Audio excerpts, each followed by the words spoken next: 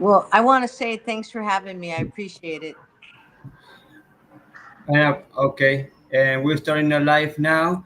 Okay. And welcome to my channel, Sigdabi Sports, where I do sports content and interviews with people, with athletes and sports related people. And for the first time, I have, let's say, a boxing promoter, if I'm not mistaken, is Blanca Gutierrez of Beautiful Brawlers.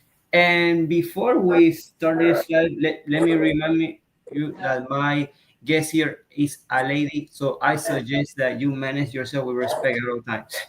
Anyway, the story is so Blanca, welcome to my space, welcome to my channel. It's so good and a pleasure to have you here. How are you? I'm good. Thanks. Thanks for having me. I really appreciate it. And I'm looking forward to this interview since you don't really have any ladies on here. So I'll try to represent. No, don't worry. You do it. You do it. You do it fine. So anyway, so let's start with your beginnings, where you grew up, and how do you start with your liking and your passion for the sport? Oh, so Okay. I grew up in Pacifica, California, and my father was a boxer. His name was Javier Babyface Gutierrez. They called him Costanito in Mexico. And he came here in the 1940s to pursue his boxing dreams. And so I was basically born and bred into a family of a boxer.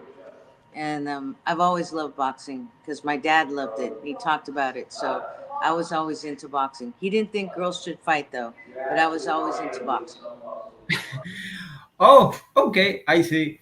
And tell me, in the 40s, so basically you grew up watching the sport, basically. Yeah, I grew up watching the sports. I grew up watching the real ones. Also, watching boxing on TV, Muhammad, Foreman, Sugar Ray, Hearns, all these fighters. We got to watch them on the weekends, and we didn't have to pay per view. They were on TV, and so that was the kind of thing that everybody had in the 70s, 80s. At least that's what I remember every Saturday: boxing and wrestling. Oh, okay. Okay, so tell me, but do you ever practice a sport? Do you ever do boxing at some point? Did I do boxing? Yeah, do you ever like Yes. box? So I was in the 1990s. I was a kickboxer because there wasn't a lot of boxing. So I wanted to fight either way. I actually was doing wrestling and I broke my leg wrestling. So Ooh. when I got the cast off, I decided to try kickboxing instead because I didn't want to do wrestling again. So I became a kickboxer. And then as my kickboxing career started moving, boxing was becoming something. So boxing wasn't always there for everybody. You really had to fight for it to get in it. And even when you got into it, there wasn't a lot of matches. So there was more in kickboxing for me. Oh, okay. So tell me that you kickbox and but how many kickboxing fights that you had? I had 25 kickboxing fights. I also got to go fight in France at the Worlds, and I got to also I fought for the IKF. I did some fights Wow. there for Steve Fossum, and I also fought on Strike Force ESPN. So kickboxing was a thing before, it was a thing, and it was growing. And then other things came along, but in the 90s, kickboxing was more prevalent. So I participated when I could. Wow, very interesting. You competed in strike force. You fought in France, and tell me how was that experience of being able to fight in France and probably and also like trying to know a different country since you fought there. Um, it was the best experience. Traveling and fighting is a great experience to have because when you go to other countries, there's different styles, and not everybody likes the United States. When you go out there to fight, they used to want to kill me, but I didn't. It was such a great experience either way. The fights were really intense, and the French had a great kickboxing team. So I thought it was a great experience. You know, I never fought as hard in my life than going to another country because it's way different. They want to beat you and you want to win. Okay. And how do you manage to go? How do you get the chance like to fight in Strike Force? How did it happen? Oh, so for Strike Force, I went and saw a a fight. You know, I went to the fights, and there was one kickboxing match, and it was Chuck Norris had a girl fighting, and I was going into the stands to watch, and I was like I shouldn't be there in the stands. I should be in the ring, like I should be fighting, and I remember leaving there and I joined a kickboxing gym like the next day. And then my first 30 minutes, I was like, I want to fight. That's what I want to do. And they're like, how long have you trained? I said, 30 minutes. They're like, 6 months later, I was fighting. Um, the the school I went to had connections into Scott Coker was a lot different. Things were just growing. Scott Coker was a great person. He gave us a shot. Me and Corinna Moreno, who's also became a world boxing champion. We fought on ESPN. So we not only trained together, we got on Strike Force, which was absolutely incredible to do. But to us, it was just something that we were fortunate to have in front of us. So at the time, looking back, um, we just thought, you know, hey, we're on Strike Force. It's great when we're there. And then looking back, it was like, wow, we got on the Strike Force. I don't know how we did it, but we did it. So it was a great thing. You can still see it on ESPN Classics. Okay. Very interesting, very nice story. And so tell me, how did it emerge, or how did you start with this idea of being a boxing promoter and doing this series of Beautiful Brothers? How did it start? How did it happen? It happened because I was looking for fights for one of my fighters. This was like in the early 2000s. And no one wanted to fight her. There was a lot of different girls, different weight classes in the Bay Area. And if you went to a show, they didn't even care if they matched the girls. But the ones who fought, we cared. We were like, come on, we need to get bouts too. But no one was doing it. No one was making those calls and putting it together. So in 2010, I decided that I'm going to show everybody. I'm going to put together a show, 25 female fights, and I'm going to go to all the gyms and I'm going to scout everybody I can, any female. And so I'd go to all the fights. I'd find a couple here, a couple there, and then I'd get their phone numbers, contact their coach, and say we have sparring. So before, when you were a female in the fight game, they used to hide you. Um, they used to hide you, and they only wanted you to be around their fighters, not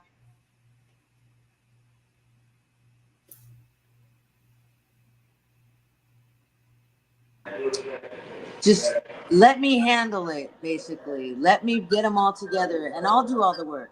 I'll do it.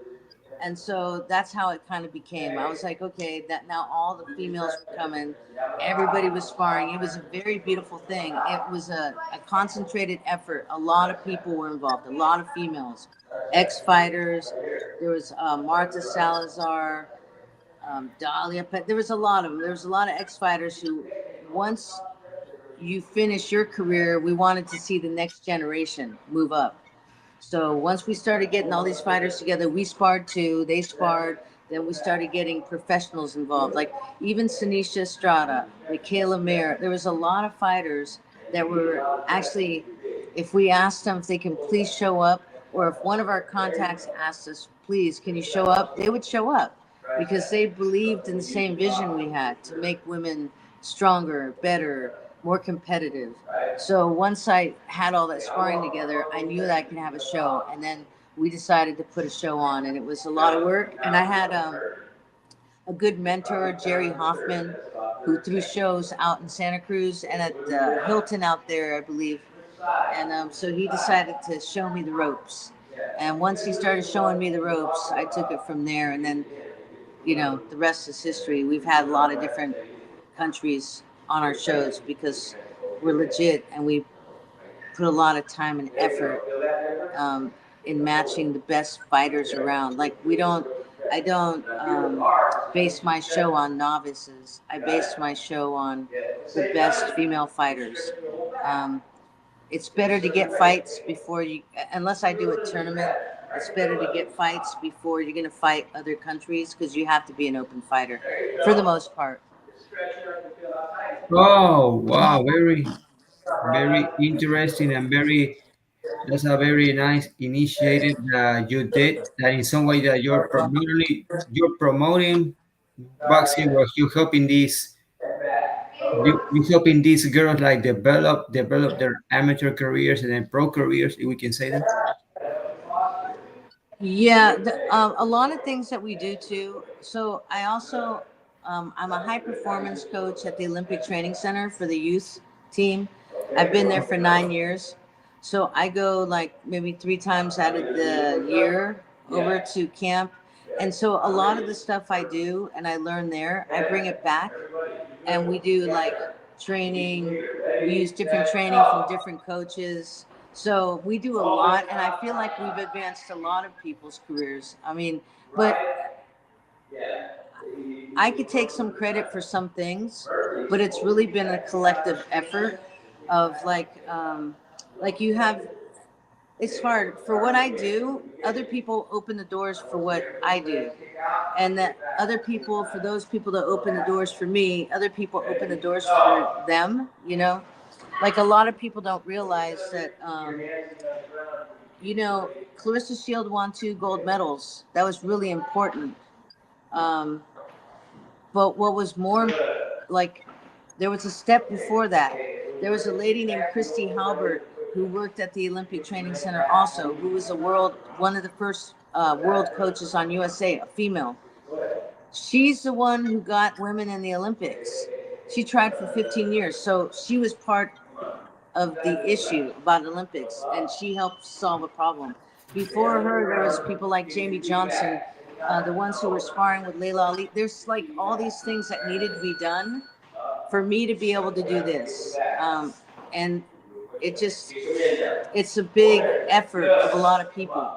So what I'm doing is a result of what people did uh, 30 years ago, because there was all female shows in the 1970s. I thought I had the first all female show, but there was in Southern California. There was also female shows in Arizona, pro shows. So I decided to bring that to the amateur level because I believe that the amateurs are where all the talent is. Right. That's my belief. They have to be amateurs first. So yeah, we advance people. Okay, and tell me, what do you think is the hardest thing or the hardest part of your job? Of my job, none of it. None of it. I quit my job as a stock trader. That was a hard job. This job is what I love to do. So none of it's hard. I find it's all an opportunity. Maybe every once in a while you have to shut yourself off from other people because you're trying to get something done, and you really have to focus, and you have to have a vision, and then you can't tell anybody because you don't want anybody to take your vision and then tell you shouldn't do it or not, like make any suggestions. But I don't think any of this job is hard. I don't even consider it a job. I think it's a great thing to do. So none of it's hard. It's all been opportunity. Okay, and I saw that there was like an event between boxes from the United States and the last one boxes from the United Kingdom. So how can you organize like something like that? That I met a coach out there, Paul Smith from Athena Female Empowerment, and he does what I do out here. So I think that it was meant to be. We were meant to like somehow or another meet and put it all together because it was a dual effort of matching the perfect matches between him and I, who we knew, talked about all of it because you want to have good matches. You want to have good bouts. They should be fair all the way through. No easy wins. Um, and so we matched it perfectly. But that is like um, building relationships. I think that being a part of the high performance team or going to other countries with the youth team for USA, I got to make a lot of contacts and wonderful friends. So when I make these contacts and we're all in boxing, we try to make things happen. So with Paul, we made that happen, and in 2026, we'll be taking a Beautiful Brawlers team to Ireland, I believe. So we'll take 10 out there. The deal was he brings 10 out here and he did it. Now I'm bringing 10 out there. And then we'll Wow. have a bigger world event. Okay. And how many beautiful brawlers boxing cars had been held so far? Or So far with Beautiful Brawlers, it's been 12 big cards. I've had cards in between where I do 50-50, boys and girls, but it's not a Beautiful Brawlers. The next one's Beautiful Brawlers 13, and I believe that's going to be in Las Vegas. Hopefully Las Vegas. And there's many more to come, but as far as camps and Beautiful Brawlers sparring, there's been hundreds, where people come from all different gyms to spar. Even UFC people too. We've had some oh, good wow. people come. Okay. And let me ask you something. How do you see that scene in women's boxing, either pro or amateur? How do you see it? Right now, I think women's boxing is at the best place it can be. Um, I feel like a lot of a lot of things had to take place for it to be where it's at now. Like a lot of different circumstances. What I remember when Amanda Serrano and anybody back then that has lasted, but she's the face of female boxing, and I'll give her that because I remember when those guys were like worrying about getting paid 100 around, 150 around. Now that she's making millions. So, and then on top of that, she's giving other females opportunities. And then, like, that's what everybody wanted. And then they're at a point right now where she's even getting them paid. So I think women's boxing's never been this great before. I think the people that aren't going to the Olympics that are going pro are smart right now because the money's there. It's only going to get better. So I feel it's at the best place it's ever been, literally by far. Yeah, I see there's a lot of, not only that, we have a lot of several female fighters that are undisputed world champions. We see, like you said, Clarissa Shields, unified world champion in five-weight divisions, undisputed in three-weight divisions. Same with Katie Taylor. I guess we have Savannah Marshall, I think who's undisputed, if I'm not Yeah, mistaken. Amanda Serrano, Pandora. undisputed. Fundora, obviously, undisputed at flyweight. Another fighter whose name I don't remember now, who's undisputed in bantamweight. Anyway, the women's boxing, as if you notice, has grown as an astronomical level, and we've seen these ladies, these women, giving us the best fights that we want to see, unification fights, undisputed world title fights. That's something that we want to see. And not only women's boxing has grown a lot in the pro level, we also see in the amateur rankings. We see a lot of great fighters in the amateur level. So how do you feel about that? I think that the amateurs right now in the United States, and I speak this for different, like England also, they're some of the best fighters in the world. I think they're the next generation of champions. That's why my show this year was based on youth and junior because they're the next generation. And I also believe that the youth still have a chance to get into the Olympics. So it's hot right now. Female boxing is hot. Boxing is hot in general because of the Olympics. But I just believe that the stronger boxers are coming out of this next. Well, let's go to like the new pros right now, like Perla Basadua, um, Ivy. You have Sarai. that just got signed to MVP. You have the girls on MVP. Like right now, all these girls are like 18, 19 years old. I mean, this is where I think that the growth and development is amazing. But they've been boxing since they were like, I don't know, 8 years old. Even like Sanisha Estrada was boxing since she was 8 years old. So I think that these fighters are absolutely incredible. And I think that, I don't know, after this Olympics, you'll see a lot of them come out and go pro because that's the next big step to do.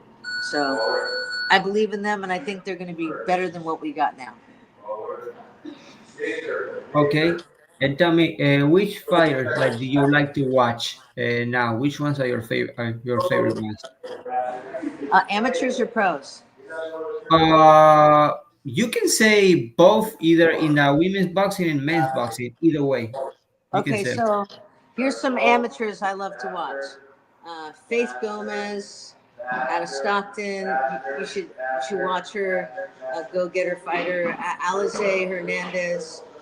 Ava. I think Quinones. And there's a Marley McNeely. They call her Baby Bug. Ruby Lopez out of Napa. Like, there's some fighters that are unbelievably talented, and I would say all those fighters I just mentioned, you should go watch them because they're absolutely incredible. Um, then you can go, and those are juniors and youth. But on the female side, of course, I love to watch Amanda Serrano.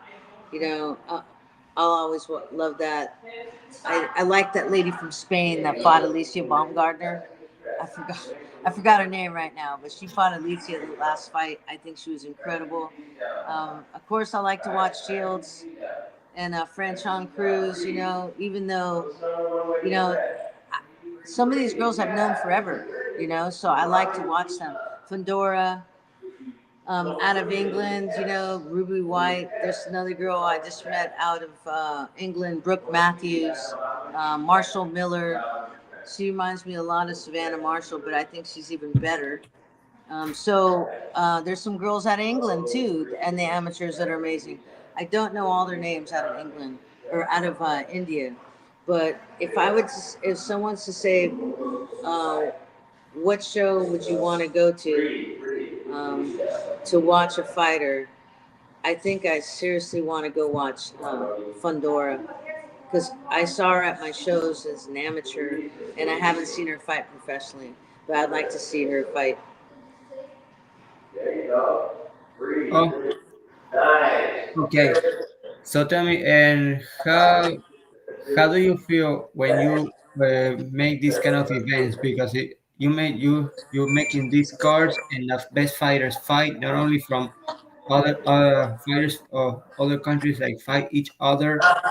We see, like you say, like you mentioned, we see good fights. For example, the card that was recently held between the US and the UK, that was a very good card. As far as I see, everybody like it. So how do you feel when you be after you've been able to make all these boxing cards so far, and when fighters fight the best and people seem to enjoy? So how do you feel about it? I'm extremely happy. Like this is what I think I was supposed to do, is to help create a platform for other fighters because I came in the game a little bit too late, and it's all about timing. I feel happy about it. I've made new friends, and most of all, the girls made new friends, and now there's a lot of friends from one side of the world to the other. So it makes me happy. I want to keep doing it, and every time I do it, I want to make the show even better. So, I mean, there's a lot to come out of it. I want to say that like when you do stuff like this, the WBC has really been good to me and to Martha Salazar. You know, she was their heavyweight champ, so they really support us in what we do. And when we get the support of big federations that really care about female boxing, it makes everything different. It makes my job even better. I get to speak on different panels with them and do different things in boxing. I just don't stick with one thing. You know, I get to be in different conversations at different places, and I get to just expand my knowledge of the game and then try to create something around that. knowledge. So I think as I get older, I don't want to stop moving. Like I want to keep on moving. I want to stay in this game. I want to stay in this game for the love of the game. Oh, okay. So tell me, uh, now you're okay. Of all the events that you held so far, is there any in particular that you like to do the most, or you like doing all of them? No, this last show was the best show I've ever put together. This last show tops them all.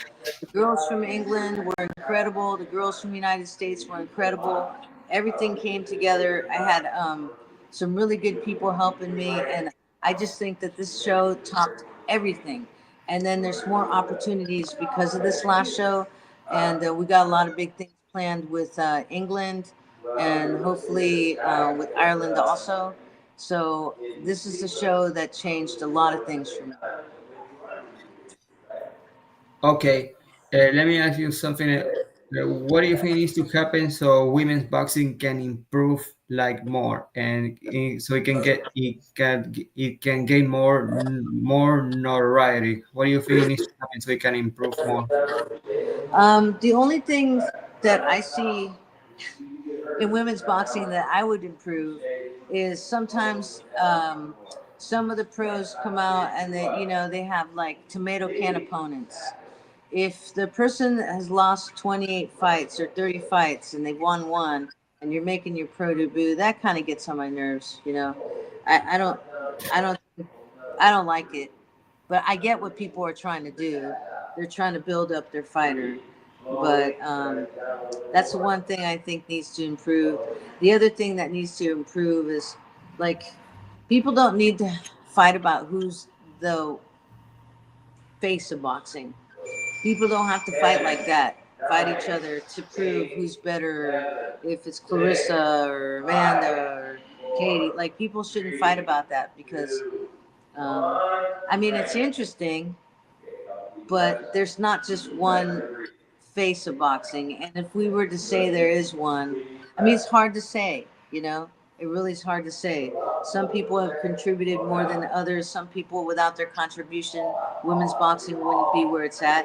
But to say you're like the best of all time is controversial because even if you want to be the best of all time, I don't know how they would measure that. You know what I mean? Just on I don't know. That gets to me a little bit. And the other thing too is just keep on putting female boxing on cards. Keep on putting female boxing on small promotions. Keep on putting female boxing on big cards. Keep that going. Keep females in the mix. Make it a normalization. Make people say, "Hey, where's the female fight on that card?" That's what I'd like to see, and I think that's what's more than I want to see it, but that's what needs to be done to keep it on the map. Okay, and I think that recently there were some boxing cards, but there were only female fighters. So, how do you feel about the fact that women's boxing, to some degree, it has improved and evolved to the point that we see only female fighters on cards? So, what do you think? How do you feel? Well, I love that. I love it because that's what we actually work to do. That's what I was doing, and then it goes to the pros and, you know, Countess Wanda did it too. It's being done again, and I think at a higher level with more money. And so that's amazing. So I'm happy about that. I'm super happy about that. Okay, and I bet that you also think that female fighters can also fight 12 rounders of 3 minutes, 3 minute rounds also. No, I don't believe they should fight 3 minute rounds. That's just my personal belief. I don't think that women should, they don't get paid enough. They don't have health insurance enough. They don't get the same amount of money the men get, period. How are they going to cover those medical bills in the long run? 3 minutes is a long time for a fight. 2 minutes is fine unless they want to pay millions of dollars, 3 minutes. But I also believe that women shouldn't take that kind of punishment for 3 minutes because women fight the whole time. A lot of women, those fights are intense. So I think 2 minute rounds are fine. I think uh, 10 2 minute rounds is good. I'm not gonna, I wouldn't fight for more. They're not gonna pay you more. And people who want it like that, if they get paid more, that's up to them. And people have fought that. Like Martha Salazar, who was my fighter, fought 3 minute rounds before. Layla McCarter's fought 3 minute rounds. It's nothing new. You know, it's been done. But I think it's a matter of safety. Oh, okay. And tell me, and of all the boxing fights, women's boxing fights, which ones are the ones that you like the most in recent years? So, which are the fights that you like the most? Oh, of female fights? Yes. There was Chiquita Gonzalez versus Jolene Blackshear. That was back in the day in the 2000s. I liked any fight Melissa McMurrow had. Mighty McMurrow would go to Mexico and fight anybody. I liked Ava Knight and Barbie Doll Juarez. I liked I like Marta Salazar and Sonia Lamanakis in the heavyweight division. That there's a lot of fights that have been absolutely amazing. Baby Doll Riley back in the day. Um, let's see. I liked. I believe it was Christy Martin fought Dora Weber, and I also, there's so many fights. Like if I go right now, I'm glad Holly Holmes just fought and won. So that's another one. Holly Holmes has been an incredible fighter. So um, on a personal note, I would like to see, and I know people are gonna be like, "What?" Clarissa Shields versus Amanda from the USC. Hands, not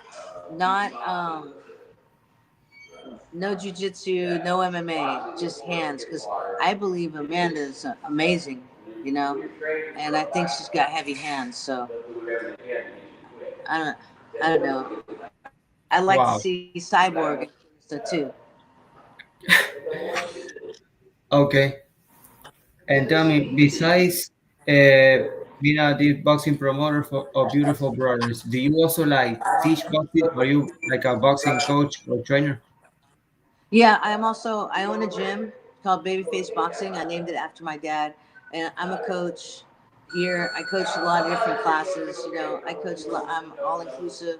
I teach anybody, and I'm also a high performance coach for USA Boxing. So I coach the youth division. So I'm really involved in coaching. That's mostly what I do. Okay. And how do you feel the fact that you're transmitting your teaching to the other fighters what you learn in your fighting career? So how do you feel about it? What do you feel? Well, I think I didn't get taught really right in my career. I think no one really cared, so I didn't get taught any defense, just offense. That's how I fought. So I try to learn as much as possible and teach as much as possible of the stuff that I didn't get taught, which was a lot. I just came forward, just fighting, kicking. I feel like you need female coaches because we coach a little bit differently. I think we're more nurturers. We don't have to scream all the time. People trust us. Um, we try to learn as much as possible because we're always up against people who don't think we know shit about boxing. Especially being a female and a mom. A lot of times we don't get the kind of respect we think we deserve. I know respect is earned, but um, we had to learn a bunch of things from males who coached. You know, so it's that if I can go back, what was the hardest thing I've ever done with all this stuff? That would be it. To learn as much as possible when sometimes people don't want to teach you everything, but you're sitting there learning on your own and then trying to pick it apart and then hoping someone will take you serious enough to teach you more, like the tricks of the trade. Okay. Is there anything or is there some things that you don't like about boxing today? About boxing? Yeah. Um, well, there's a lot of politics in boxing, you know.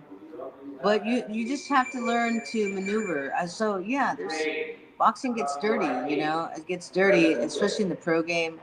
But even in the amateurs. But I kind of try to stay on a different vibration than that because I try to learn everything and take it as an opportunity instead of like looking at things like all the negatives. But yeah, like the one thing I don't, it's the politics, but you can learn those really quick. You just have to be smart and know how to network. Okay. And besides training amateur fighters, do you train like any pro fighters? Would you like to train anybody in the pro ranks one day? My last pro fighter was Christian Duran, and he hasn't fought for a while. I'm mostly amateur right now. Oh, okay. Well, we can end it here. So, Blanca, thank you for accepting. Thank you for being on my channel. Well, best of luck in your career, and it was great to have you here and talking to you. Yeah, thank you very much. I really appreciate the interview. Thank you. Okay, thank you. Now, aprecio All más right. más. Bye. Okay. Bye bye.